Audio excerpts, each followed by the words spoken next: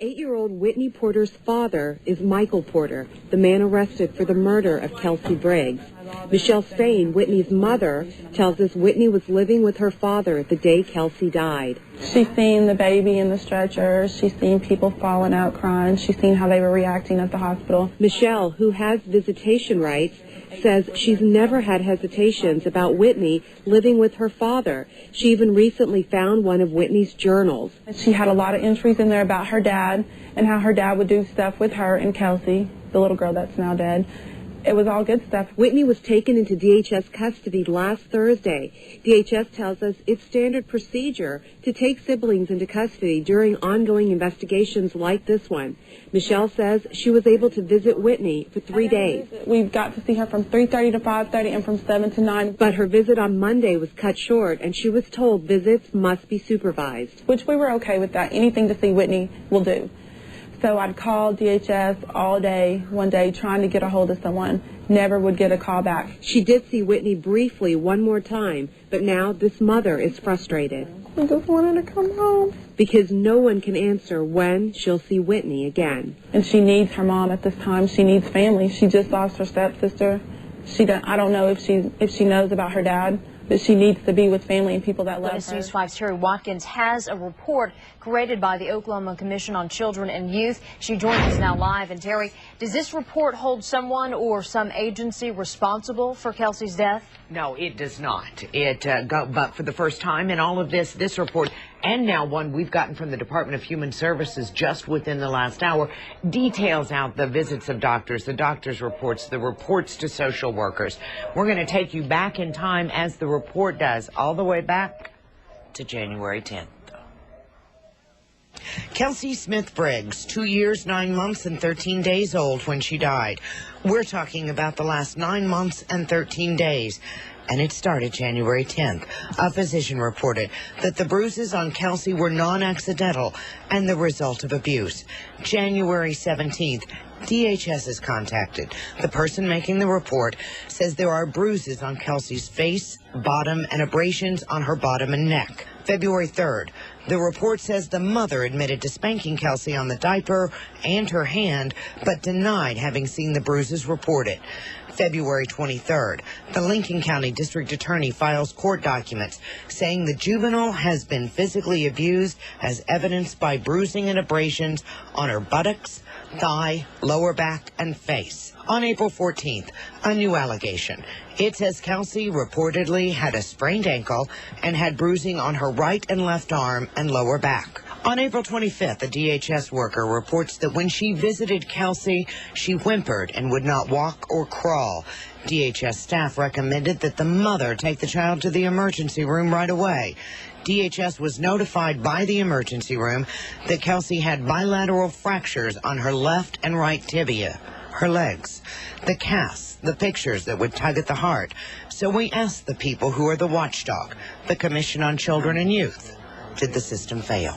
There will be an ongoing investigation from our office as well as other offices to determine whether or not the system failed the child. Records obtained by Eyewitness News 5's Terry Watkins detail the violent final months of Kelsey's life. Terry is joining us now live. And Terry, I want to make this clear. This is a difficult report to read for us, even when we're accustomed to seeing things like this. Yeah, and the people that wrote it said they had sleepless and tough nights as they began to detail the last 9 months of Kelsey's life. But we start with some areas that are very difficult to watch. Well, I mean, we all have spent some tough nights trying to go to sleep after looking at the case. The reports, the pictures, the child. Now 14 pages of details of the last 9 months of Kelsey Briggs' life. The first report in January. We pick it up in May. A doctor's report on Kelsey's 2 broken legs. DHS requests an emergency protective custody of Kelsey. The reasons, quote, an OU Medical Center doctor reports that Kelsey's injuries were caused from abuse. He reported that a great amount of force was required to cause a fracture to the tibia. May 11th, the DA filed a new court petition saying the juvenile, meaning Kelsey, had been physically abused as evidenced by her 2 broken legs.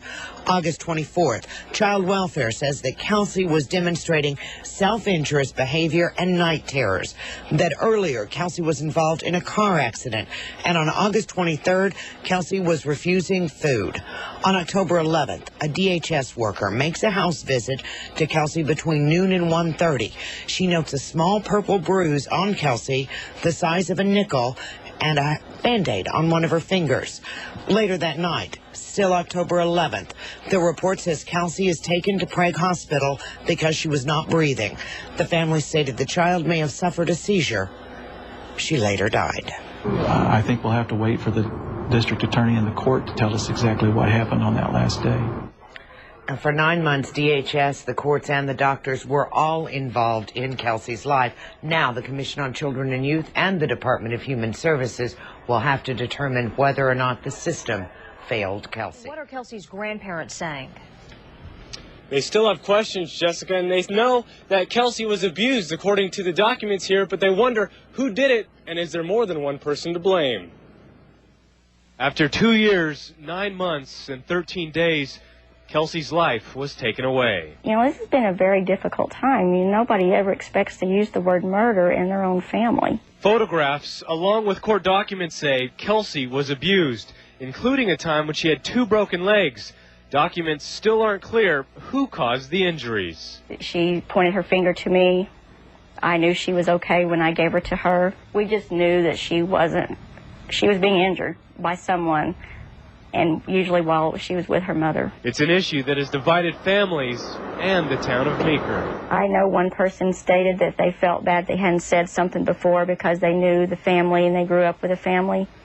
Well, because maybe that one person wasn't objective to Kelsey, Kelsey doesn't get to grow up in this town.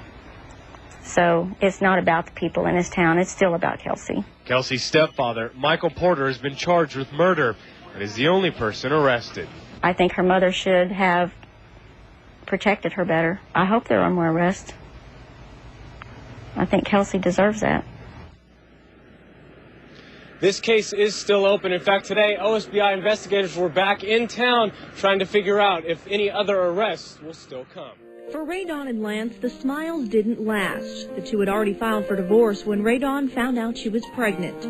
It was a girl.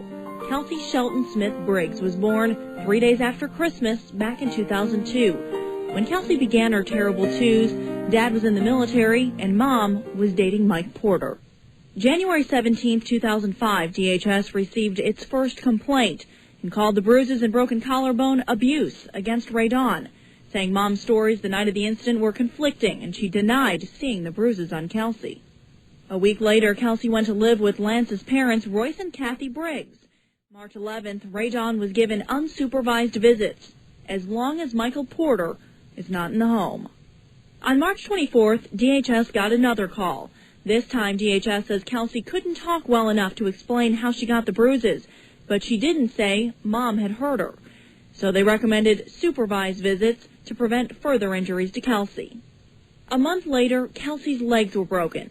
DHS couldn't determine who did it. In the report, the DHS worker said she was concerned that Kathy Briggs was allowing Ray Dawn visitation and that Mr. Porter was living in the home. So DHS recommended that Kelsey be placed outside both Kathy and Ray Dawn's homes.